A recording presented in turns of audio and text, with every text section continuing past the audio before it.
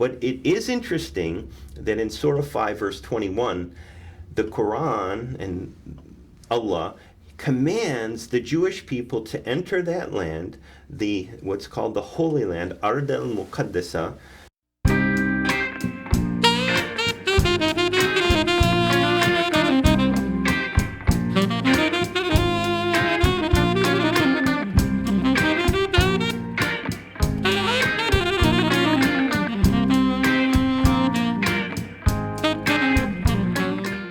I'm here today with Dr. Fred Farrokh, and Dr. Fred Farrokh has a great deal of knowledge and training and personal experience in the realm of world religions, and specifically with the relationship of Islam to Christianity.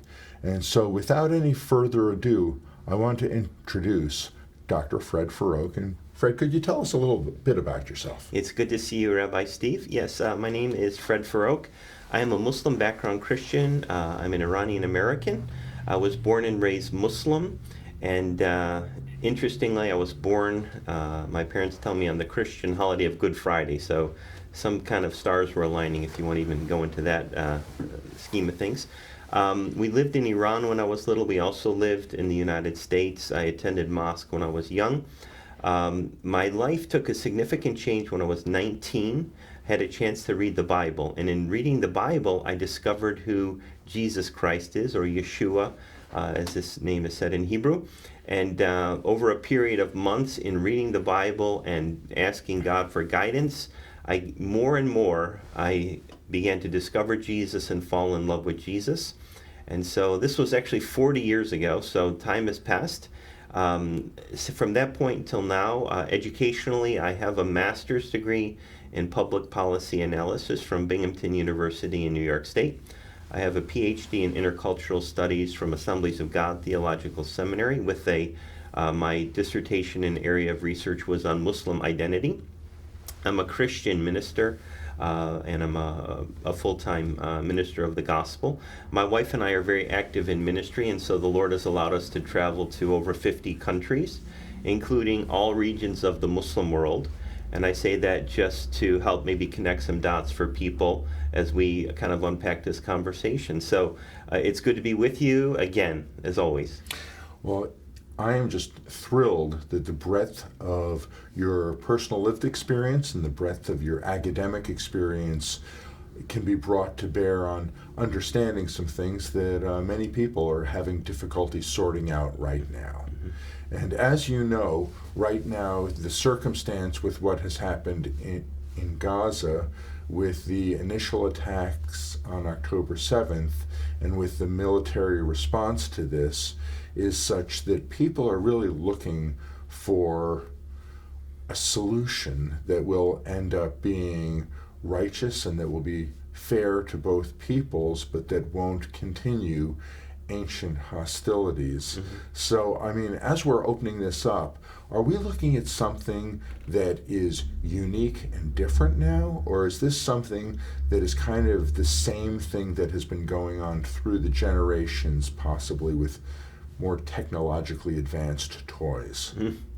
Yeah, well, certainly in some ways our conversation today is not such a happy conversation because we're talking about war, terrorism, atrocities, and so forth. And so we know people are dying, and it's not an easy conversation. We'd like to be just talking about, the goodness of God and our favorite Bible passages and the holidays that we're in the midst of and things of that sort.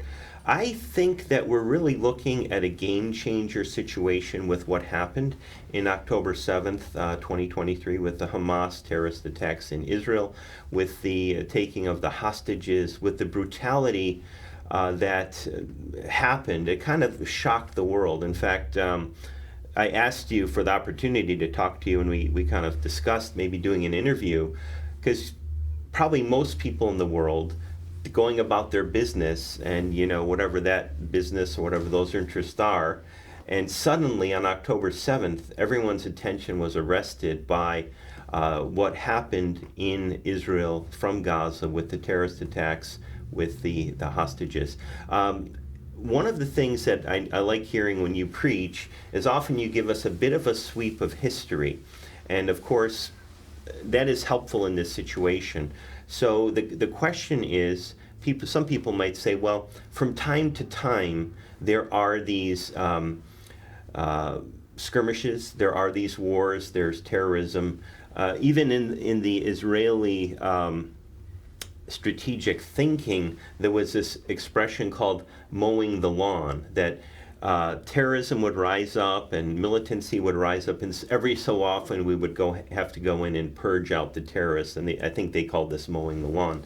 I think the reason I see this as a game changer is, in brief, because the establishment of the State of Israel in 1948 can't be removed from the context of the horrific Holocaust of the Jewish people that occurred not at the hands of Arabs, but at the hands of the Nazis and some collaborators that worked with them. But that really set things in motion to where the State of Israel was established in 1948, and then immediately came under war from the surrounding Arab countries, which were majority Muslim countries, of course.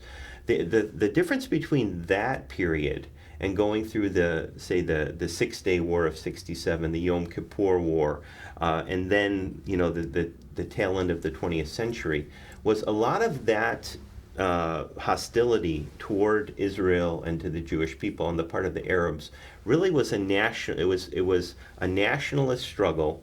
You have Yasser Arafat, not necessarily a religious guy. You had George Habash, who was the founder, now deceased, of the Popular Front for the Liberation of Palestine, PLFP. He was an outright Marxist. So they were doing things like coming up with the idea that you could hijack an airplane with people in it and get concessions towards your political goals. Now, in this century, we've seen a big upswing in Islamic motivated terrorism, Islamic jihadist warfare, so that in 9/11, 2001, it wasn't just about hijacking an airplane and landing it in a different airport and then negotiating to get some concessions and maybe threatening to kill a hostage every hour or something if you didn't get those concessions. The jihadists said, hey, let's hijack the airplane, we'll take it over and we'll fly it into a building, killing all the people on the plane and all the people in the building, and 3,000 people would be dead. Now with this situation in October 7th, we have Hamas, which is, it is not a nationalist, Palestinian nationalist group. It's an offshoot and an emanation of the Muslim Brotherhood, which is a religious spiritual group, and their slogan and their motto reflects jihadist Islamic tendencies. And so we have to look at what happened on October 7th and now going forward through the understanding of this more religious nature of the war. So the Palestinian terrorism under Arafat and others, it was more a nationalist struggle with a veneer of religious talk. Now we have religious fundamentalists, and there's maybe a veneer of Arab nationalism or Palestinian nationalism, but there's a little bit of a different animal at work here.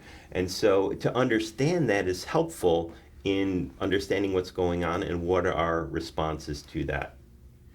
So what you're saying is that it used to be nationalism with a bit of religion involved, and now you are analyzing this and saying that it is more a religious struggle with a nationalist veneer. So the script has been flipped, if I understand what you're saying. Yes, it has been flipped. And so there would be a manifestation of this. For example, in this conflict, now there's, of course, we're speaking in December of 2023, the Israeli IDF has been fighting the Hamas, terrorists and military wing for about 2.5 months now. So maybe people are watching this in the future. We're kind of posting what's happening now. Some of these questions are, well, what is the position regarding hostages? Yes, so one of the things we're discussing is what is the nature of the opposition in terms of opposition to the Israeli people and the the people that were attacked in their homes and in their kibbutzes and so forth. And we described a bit how the game seems to be changing a bit from a Palestinian national struggle that Yasser Arafat, George Habash, now Mahmoud Abbas has kind of taken the mantle of Arafat. These were nationalist figures. They're certainly not maybe exemplary figures, but they were not ideological Islamic jihadist type people. Now, Hamas, who's been running Gaza for the last about 17 years. I'll just read their slogan. So this is from their constitution, Article 8. Their slogan of Hamas is, Allah is its target or its goal. The Prophet, Muhammad, is its model. The Qur'an, its constitution. Jihad is its path. And death for the sake of Allah is the loftiest of its wishes. So this is the modus operandi of Hamas. There's no talk there about bettering the lives of Palestinian people or anything like that. It's very much a holy war. And as we see that this conversation unfolds, people are wondering, well, what does the UN say about taking hostages? What does international law say about the rules of engagement in warfare? And I was recollecting that some years ago, the supreme leader of the Islamic Republic of Iran, really he's the equivalent religiously, clerically, of a pope figure. In Twelver Shi'ism, they call this person the Marja' Taqlid, the source of emulation. And he announced that when we want to know what is right and wrong, we go to the Holy Qur'an, not to the United Nations Declaration of Human Rights. He says that the United Nations Declaration of Human Rights is a bunch of mumbo-jumbo written by the disciples of Satan. So if you're going to rely and say, well, the UN has these rules of engagement for war, or international law says that hostages should be dealt with in such and such a way.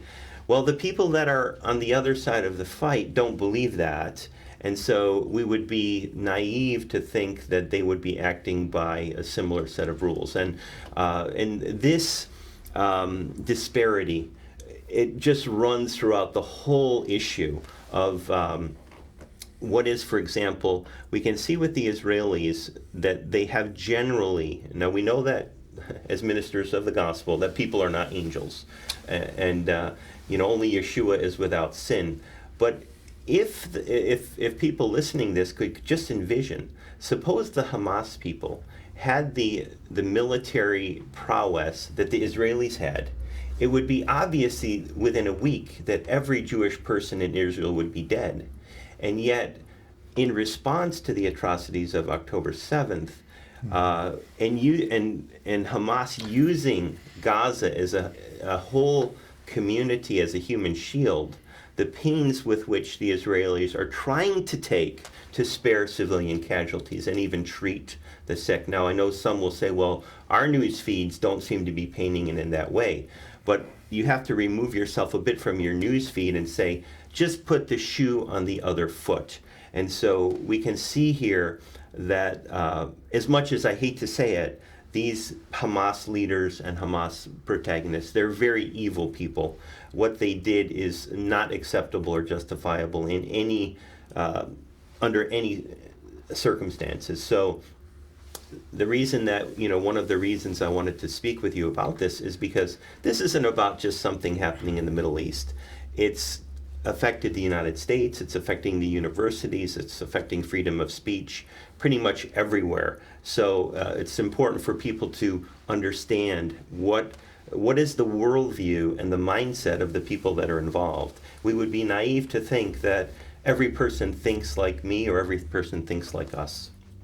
Now, as I'm listening to you, it seems to me that this has been bubbling along in the background in terms of low-level hostilities, and up to this point, the mowing the lawn analogy that you used has kind of kept this in check. Am I wrong to think that this has become an international event of such significance that it's polarized the world to the point where everybody needs to kind of take a position or is being forced into a position on this?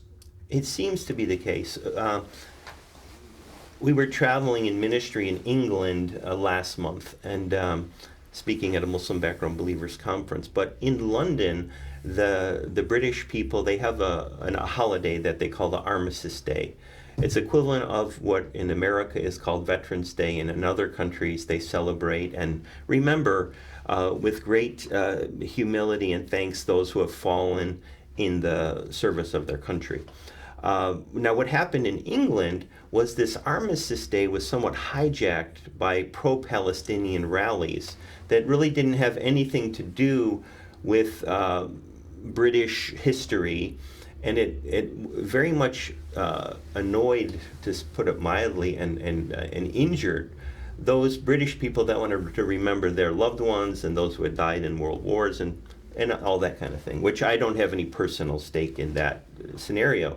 But the people were very much troubled that these pro-Palestinian or pro-Hamas, really, rallies were taking place. And similarly, in the United States, we have seen, big rallies, both pro-Israel, pro-Palestinian, which is a polarization which we see in other parts of our political world. It's just that as I look at it, I see that many of the people that are supporting Hamas, they have been tricked into thinking that actually the Hamas people are the victims and the Jewish people are the victimizers.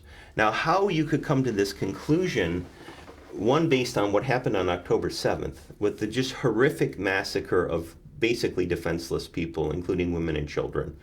And if you could know the wider sweep of history, is that the Jewish people must be the most victimized people, or near the top of the list in history, to say that the Jewish people are victimizers, and then under the motif of what they call intersectionality, all victimized and aggrieved people must stand up for the rights of other victimized and aggrieved people. So we see these bizarre banners at these rallies like Queers for Palestine. Now, and I don't know if you've seen those, but these are pro-LGBT demonstrators, and they feel they must demonstrate in support of Hamas. Now, am I wrong to think that Islam is not supportive of gender fluidity and gender confusion and even what's been more historic, lesbian and male homosexual acts? The Islamic tradition is that homosexuals be thrown from tall buildings to their death. It's a tragic situation, but for people that have that type of sexual identity, to support Hamas, which maybe not every person that supports Hamas has that worldview, but that is the ideology that they're facing. Whereas, for example, in Israel, I believe there's relatively freedom of behavior in terms of those type of things. So I'm not necessarily condoning that, but I'm just saying it's a strange bedfellows. Don't want to be doing the wrong kind of punning there, but I'm just looking at this going, this really doesn't make a great deal of sense in terms of alignment, in terms of worldview and in terms of people who would be accepting of other people. Yes. The thing, one of the reasons I asked you that maybe we would speak about this, and then from this came the interview, there's a polarization. People are used to that in, say, American politics or in European politics or even in Middle Eastern politics. There's polarization. In Israeli politics, there's, endless elections and, various, Two Jews, three opinions. Yes, I understand. Okay, I'll take it from you.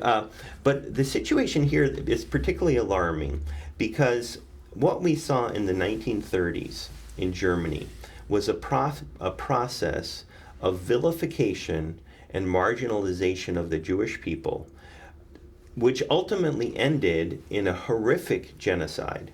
And we're seeing similar vilification and marginalization of Jewish people. They could be Jewish students who are having to hide in their university rooms. There are Jewish teachers who have had to barricade themselves in while mobs pound on their doors.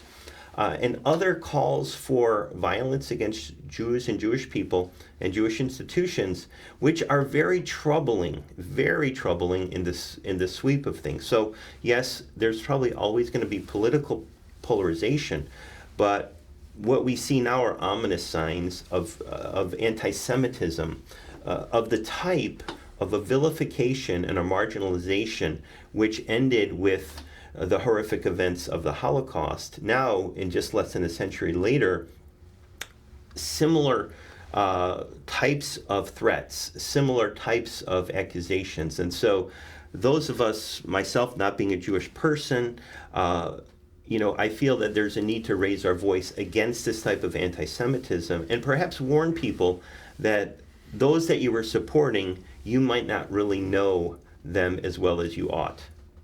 Now, as we're going through this, it is obvious with your bringing up the level of polarization, this has no longer become an issue of ideas, but this has instead become a situation where there is hatred that goes to the core of who people are. There is a desire to do harm and violence, and this is moved from an area of thought which political structures can handle and allow to be worked out over time to a point of violence. You've also been really helpful for me explaining to me the position of, I believe, the Ayatollahs. Were those the gentlemen that you were talking about earlier who ended up having a position that there is no negotiation in terms of Islam and the Jewish people? Now, is it possible for Muslims to come to a different conclusion than the conclusion that the religious leaders who you had mentioned earlier had come to regard to what the present and possibly the future could be between the Jewish people and Muslims? Yes. As a person that teaches comparative religions, I end up doing a lot of reading of Islamic literature and Christian literature. And several decades ago, I was reading through the Qur'an and taking notes as a part of, my professional work, if you want to call it that. And I noticed an interesting verse of the Qur'an, which is Surah 5. So the Qur'an is broken into 114 chapters. And the chapters are called surah, which means picture, and they have various names. So the 5th surah is called Ma'idah, which means the table spread. And the 21st verse is very interesting, and I made a note of it probably 25 or 30 years ago. And so now, for those who are listening, we've jumped from the 1930s, and we've jumped from the 1970s in Yasser Arafat, and we've jumped from 2023, in October 7th. Now we're going back in history to scriptures.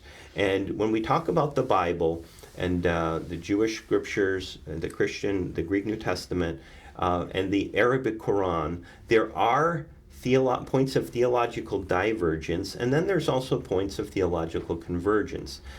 This particular verse that I'm going to mention, it deals with a narrative that basically Jews and Christians and Muslims would see similarly. It describes when Moses was leading the children of Israel into the promised land, and they have sent out some spies, 12 spies, including Joshua and Caleb. They come back. 10 of the spies say, the people there are very difficult, dangerous, large, where they're like giants and we're like grasshoppers.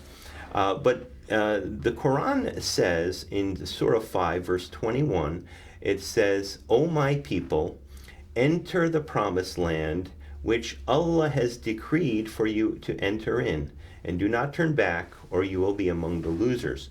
The interesting thing about the verse, the Arabic first half of the verse says, "Ya qawmi adkhalu ardal muqaddisa lati kataba lahu lakum," which states, "O my people, enter the holy land which Allah has promised or decreed," not promised, but decreed, actually literally written, kataba, has written for you to enter." So now, this is interesting because in the genre of Quranic and Islamic tradition, there is a very anti-Semitic, anti-Jewish accusations. Just a couple of them would be that when Muhammad moved from Mecca, which was his reputed birthplace, to Medina, there were three Jewish tribes. And he hoped that those three Jewish tribes, who were the people of the prophets, would accept him as something like a biblical prophet. Unfortunately, as they heard him, as they listened to them, as they observed him, they did not accept him as something of the nature of a biblical prophet. Even if in that time frame, we're talking about 600 years into the Common Era, if they would have accepted anyone as a biblical prophet. But their rejection to him was a big scorn. He had two of the tribes banished and one of the tribes massacred. So the Islamic position is that the wrath of Allah rests upon the Jewish people and that the Christians have gone astray. So every day, Muslims are required to pray prayers, and one of the prayers is from the first surah, the first chapter of the Quran, which is like the Lord's Prayer, and people equal it to that, although it's a bit different. But that prayer says, Allah, show us the straight path, not the path upon whom your anger rests, or those who have gone astray. The prayer is Ahdana Siratal Mustaqim, Siratal Ladina Namta Alayhim, Ghayral Maghdubi Alayhim Waladalin. And Muslims will pray this 17 times a day. The understanding, based on Muhammad's commentary, was that the Christians were adalin, they have gone astray by elevating Yeshua to more than a prophet, and those whose the anger of Allah rests upon are the Jewish people for their rejection of Muhammad, their obstinacy, and so forth. So you have a whole genre of verses in the Quran that castigate the Jewish people, that dehumanize them, that are very troubling. And for Muslims listening, I'm just pointing out these verses and these passages. I myself am a Christian, so I don't accept the Quran as a holy book. But it is interesting that in Surah 5, verse 21, the Quran and Allah commands the Jewish people to enter that land, what's called the Holy Land, Ard al-Muqaddasa.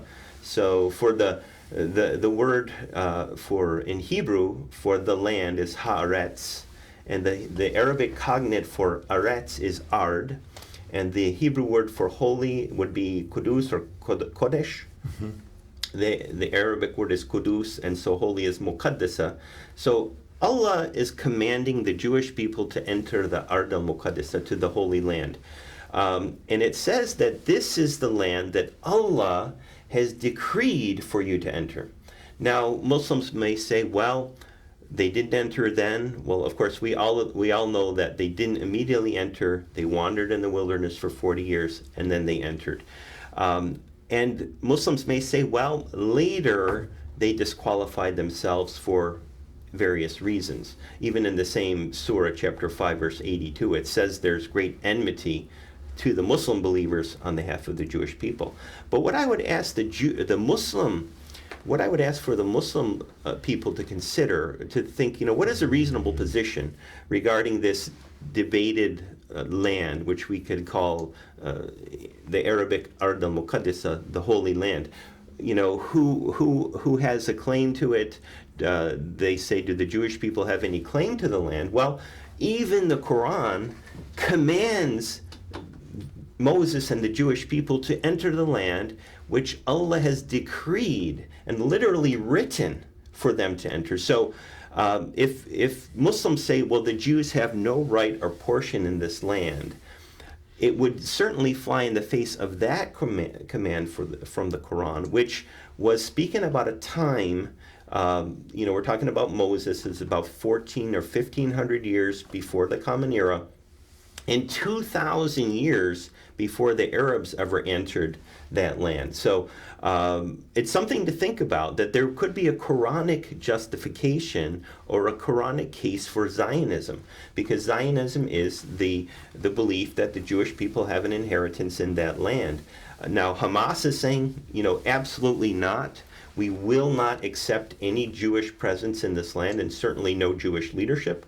But it's interesting that the Jewish people really were just being obedient to what the Christian, Jewish, and Muslim scriptures say is that they were destined and decreed by the Almighty to enter that Ard al-Muqaddasa, to enter that Holy Land. So it's something to think about, and I think if Muslim people say, yes, the Jewish people do have a historical claim to the land, it predates Arab, settlement in the area, and all Christians, Muslims, and Jews basically agree with this narrative that Moses and then Joshua led the Jewish people into that land.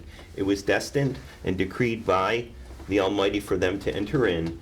And it's something that we have to realize if people say, well, the Jewish people have no right, they should be sent somewhere else. Well, even the Qur'an gives some justification for Zionism.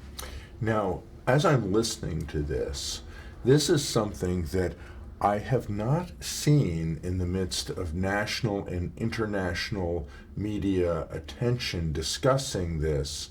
I have not heard before that the Quran has given instruction for a Zionist presence or a Jewish presence in what the Bible would refer to as the Promised Land. Okay, so in terms of this, why have I not heard about this? Why is this would seem to be very important if the Quran supports what the Hebrew Scriptures talks about? Yes.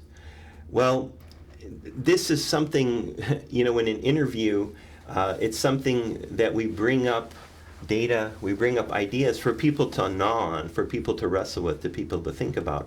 And some of the questions to think about, especially for Muslims, is if Allah, literally it says kataballahu lakum, which means Allah wrote or decreed, the word for something that's decreed by the Almighty in Arabic, they call it maktubun, it's decreed, it's destined. So if Allah wrote that the Jewish people should enter that land, well, they say, well, now they've disqualified. They rejected even Jesus. They rejected Muhammad. There's a long litany of grievances against the Jewish people that the Muslims claim, and some of this is substantiated or some of this is sanctified, if you will, by the Quran, where later in places in the Quran the Jews are dehumanized as monkeys and pigs and all these dehumanizing terminologies, which is very troubling. The question, though, for the Muslims is, well, let's not think about Jewish people. This is what I would try to say. You may not like Jewish people. You may not know Jewish people. You might not like Netanyahu. You might not like, whoever. But think of it in terms from the Almighty, the Allah, which is, the God of Islam. He had decreed the Jewish people to enter that land. So did he write it in invisible ink or erasable ink? Did he change his mind? I don't think there is any way an open-minded Muslim can say that Allah did not command Moses and the children of Israel to enter that Ard al-Muqaddasa. It's clear in the Quran he did. Even if later they say, well, later they've become sinful, obstinate people, and so their land should be forfeited. Nevertheless, you got to grapple with this passage of the Quran.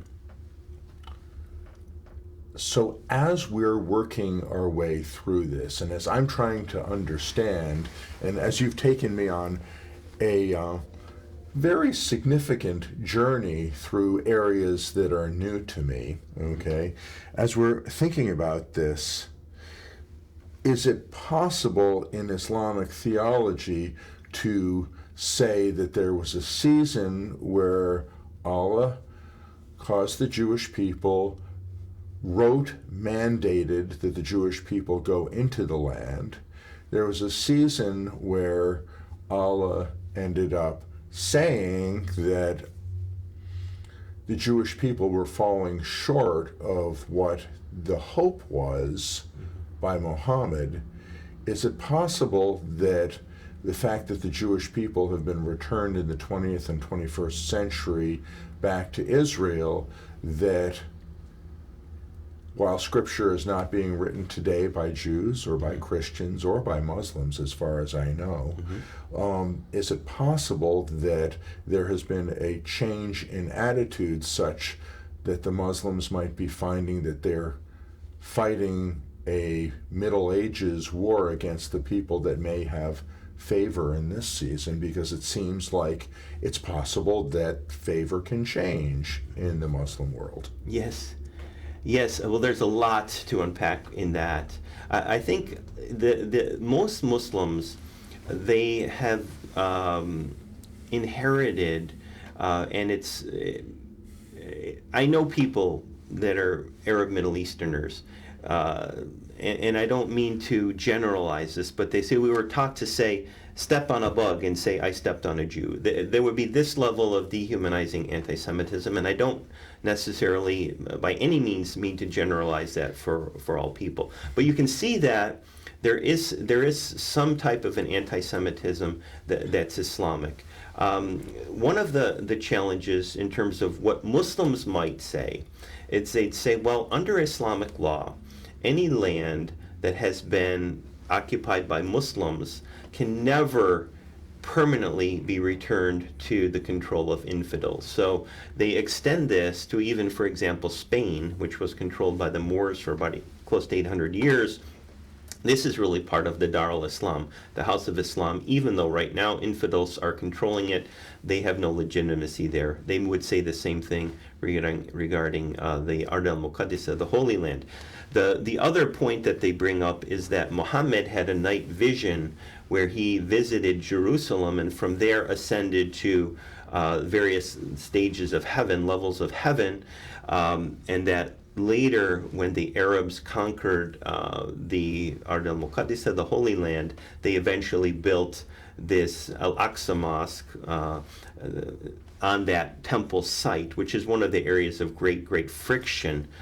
Even, in fact, the first Intifada started because of some activities with Ariel Sharon and the Temple Mount, and then this created this big hullabaloo and backlash. It's an interesting thing to think about, though, is that if someone has a dream or a night vision, just even Muhammad's wife Aisha, from what I understand, she claims Muhammad never left the bed, his head never left the pillow. This was a night vision that he went to Jerusalem in a night vision and from there ascended into the heavens. Does that give the Muslim people the right, or does that disqualify the Jewish people from their long, standing history in the land? It's something for Muslim people to think about, and I think reasonable Muslims can say, yes, the Jewish people do have a historic inheritance in the land, even if they think, well, maybe it's voided or it's somehow not effective now. At least we can begin a conversation with commonality that the Jewish people were commanded to enter that land, and the Jews, Christians, and Muslims all believe this historically. So that can be a point of commonality, and maybe we can build off that. Part of what you were talking about, I was just thinking about this, and the doctrine that what is going to end up happening is that once Muslim land, always Muslim land, and I'm sure I'm not doing it justice, but I'm pointing to what you were speaking about earlier. This ends up being somewhat concerning for Spain, for Portugal, for Greece, for the historic Yugoslavia, for Austria, and for many points in Europe itself. And I would think that this would be something that, presuming that they don't think that this is going to happen immediately, they might not think about this, but in the long term, I might find that troubling coming from the other side. Yes. Well, the thing, in terms of perspective, one of the things people lack is they turn on the news and they see there's a war, and depending on the slant of the newscaster, they imbibe that as, we were just in Albania, where we often go for ministry, and some local Christians, they have been watching the news, and they kind of reiterated the kind of, aren't the Israelis being very harsh in Gaza? Now, this was simply repeating what they had seen on the news. But it lacked the historical perspective. One aspect of perspective is in my own travels. I have been to Israel.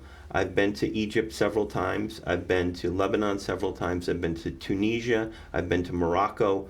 And these are small data points. It doesn't mean I know everything. But what I observed was that the Arab Muslim people were living as well in Israel than in any of the other Arab lands that they control that are Islamically controlled. So I've been to Shafar Amr, I've been to East Jerusalem, I've traveled around, and what I saw and what I observed, this wasn't obviously at a time of war, but that the Arab people, Muslim people, and the Palestinians have a subset of Christian people historically. A lot of them have had to leave the area because of persecution by Muslims, not by Jews, but by Muslims. But that the Arab people, in Israel have been living maybe not the way that they would want it 100%, but they're doing as well there. They're prospering. They're living in peace. They're, in fact, one of the issues with the Gaza situation was that many workers that were Arab, Palestinian, primarily Muslims, were working in Israel, and they had work permits, and they could go earn, a fair living, and so forth. And some of this was used against Israeli security through espionage and through maybe people that were planted. But there was a work permit program that indicated that Arab Muslim people could live in prosperity under Jewish sovereignty. That we don't have situations where Palestinian residents of Gaza were saying, oh, I went to work in Israel, and people were beheading us and chopping us open and things like that. They were living, so there's a level here where if you see the news, there's a vilification of Israel because of some anti-Semitism, but actually the Jewish people have been very responsible, relatively speaking, with their military superiority. And if it was flipped the other way, it would be a genocide, and it would be a Holocaust all over again. And I'm speaking up now to try to help people understand this, and people who may just think, well, we're pro-Hamas or we're anti-Israel. This is not a direction you want to go, because the outcome of that type of thinking is going to be, who knows, maybe an Auschwitz. I hope it's not that, a genocide. But we saw on October 7th the depravity, the horrific bloodthirstiness of those terrorists, those Hamas militants, which, if these people were empowered, what would the outcome be? And this is some reality we hope never comes to pass. We saw what happened when they had ultralights. We can't imagine what would happen if they had F-14s or F-16s. And I understand that. A lot of people don't really understand and haven't read the history that as the Jewish people were seeking a nation state, which really kicked into gear after World War I, even though it wasn't established till World War II. Mm-hmm. But a lot of the fathers of the Jewish state, like David Ben-Gurion, and mothers like Golda Meir, had an invitation out to the Arabs, both Christian and Muslim, saying, stay where you are, we're going to build a state together, we want to have a state where all are welcome here. Mm-hmm. And the difference between the Arabs who have been living in Israel since 1948, as I understand it, and those who have ended up in the West Bank and Gaza, was that there were some who believed that the neighboring Arab states were going to genocide Israel, and that they were going to come in after it was all destroyed, and they were going to take the country in essence. And the Arabs who stayed in place and sought to continue to live in Israel ended up prospering in the fashion that you mentioned. And it really, had there been a certain level of historic trust in the mid-20th century that this was going to be worked out and that these were people of good faith, as indeed under the Ottoman Empire in the 1910s and the 1920s into the early 30s, there was a real sense of camaraderie and getting along. Mm-hmm. And this was very much the hope that this was going to be the world that the Jewish Israel was going to be built upon. And alas, we have not gotten that. Now, one of the things that goes on is in the United States, I have noticed our foreign diplomacy and our State Department tends to think that everybody thinks like Americans. And I am watching this situation and personally knowing Israelis, personally having spent a small amount of time in the Middle East, but having visited a variety of countries, I understand that worldviews are different. And you are suggesting a very different way of relating to the conflict than many other very loud voices, but you're showing a very high level of scholarship and an understanding of the worldview of the people who are involved. Can you help those of us who are not as familiar with the Muslim world understand the concept of blessings and curses and how the Muslim mindset relates to people around them in this fashion? Yeah, it's a great question and a great point, Rabbi Steve. Well, we should say Muslims are, about 2 billion people. The Arab Muslim population is about maybe 300 million, and these are very round numbers. So to say, you mentioned what, 2 Jewish people, 3 opinions. So, yes. And the Arab people have their own, expressions. Diversity. Yes. The Arab League and Arab Unity, they say these are oxymorons. But all that to say that there's a diversity of opinions. But one of the things that observers that suddenly are arrested and they're looking at the news and they're seeing there's a war between Israel and the Hamas people. Which side should I join? Who's right and what's wrong? Part of the issue is that depending on your worldview yourself, we tend to think of terms of right and wrong, or what's legal and what is not legal, what is illegal. In much of the Muslim world, the traditional Muslim worldview, and again, not all people hold to this, but there's this idea as not what is right and wrong, but the idea is blessing and cursing.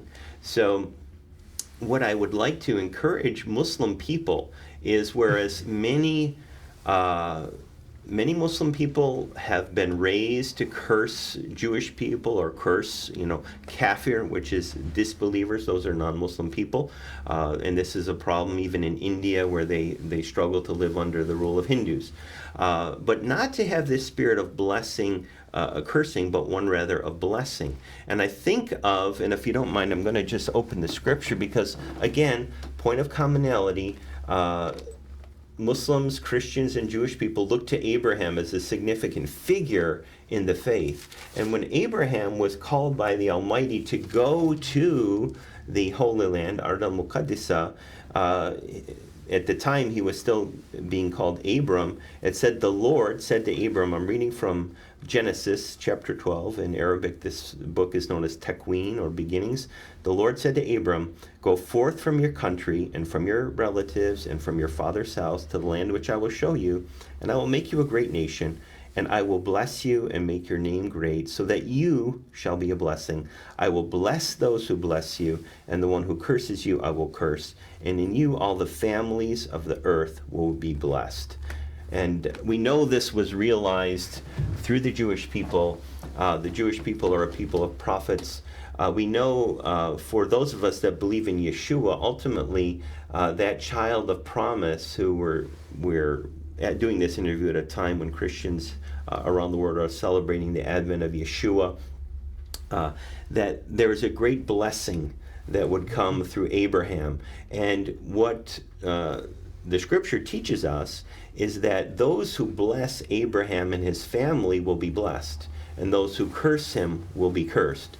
So I would encourage Muslim people not to think of the Jewish people, not to think of the Israeli people with a spirit of cursing, but rather a spirit of blessing. What is blessing? Well, in Hebrew, the word baruch, or in Arabic, barakat.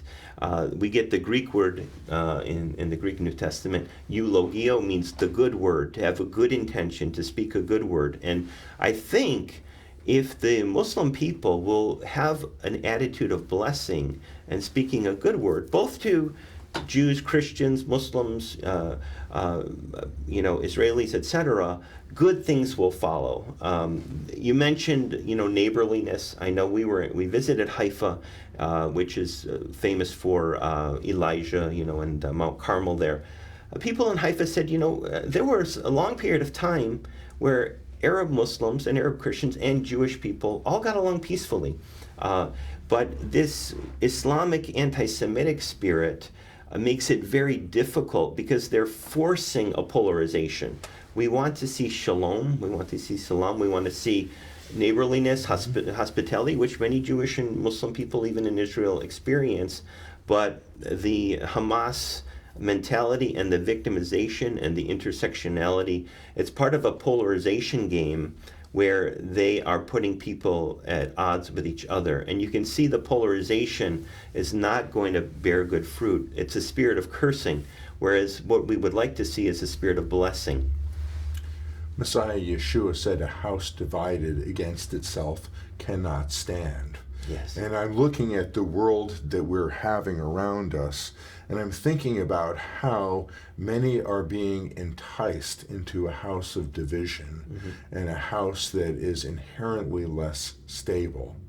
And there has been great desire in certain countries to have people of diverse backgrounds, of diverse ethnicities, build a society, but usually they're hoping for a utopia. They're not hoping for an apocalypse in the midst of bringing people together. Can you make a case for Muslims who may have been intrigued by what you've said today? Can you make a case for why having a spirit of blessing towards those around them who are not believers in Muhammad or Islam would be of benefit to them as a society, them as a culture, and to the folks who they are living in the midst of? Yes. Well, my two advice for Muslim people, and I don't know if it would be proven right in the future, but my general feel is that if the Muslim people that are Palestinian or Arabs or just in general Muslim people, because the protests against Israel, they're all the way out from Indonesia to Pakistan to Malaysia and other places. They're far, far, far away from the Middle East. But if the Muslim people will have a spirit of blessing, and even if the Palestinian people will have a spirit of blessing to the Jewish people, I think the Jewish people generally are willing to live in peace with their neighbors. The problem is that Hamas is not willing, to live in peace. And I'm very troubled, even as I turn on the radio, coming into this interview, 10 minutes before I entered the door, the United States government is pushing Israel into some action. They're saying we need a two-state solution, and there's a lot can be unpacked with that. But, well, the two-state solution has been on the table for the last 80 years. And even now, there is a two-state situation where you have the Palestinians, they control Gaza and the West Bank, they govern that, they have elections and they have leaders there, but many of their people are not willing to accept that. So to push the Jewish people to accept this kind of a solution that even many of the Arab leaders, the elected leadership of Gaza, which is Hamas, they do not want. They will not accept. The only one-state solution they'll accept is an extermination of Jewish people, which is a horrific tragedy that we hope never comes. So I am encouraging a blessing, harmony, with an attitudinal level blessing, especially from the Muslim people. I was born and raised Muslim. I am very much, if you want to say, I believe in the historic right of the Jewish people to Ard al-Muqaddisa, as we described. So that would make me, at least at a primitive nature, a Zionistic person. It's a loaded term for Muslim people, but one thing that Muslim people should know is that there is a mountain. Let me just take a drink. Can I do that? There is a mountain in Jerusalem called Zion. And so Mount Zion is a historical, geographical point.